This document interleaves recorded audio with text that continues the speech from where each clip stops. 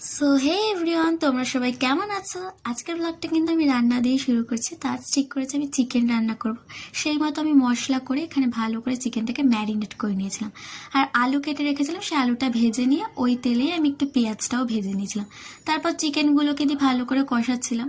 আর আজ মা ডাক্তার দেখাতে গিয়েছে, তাই মা বলেছিল আজ একটু তুই চিকেনটা রান্না করে নিস, আর বাকি সব আমি করে রেখে যাচ্ছি। তো সেই মতোই আমি করেছিলাম। তো চিকেন কষানোর পর আমি আর বোন একটু চিকেন দিয়ে ভাত খেয়ে নিয়েছিলাম। আর স্নান করে এসে একটু গোলাপ জল মেখে আমি বাইরে গিয়েছিলাম। তো গিয়ে দেখলাম গাছে দুটো ফুল এসেছে, তো ওই দুটোকে তুলে নিয়ে এসেছিলাম আর আমি পুজোও দিয়ে নিয়েছিলাম।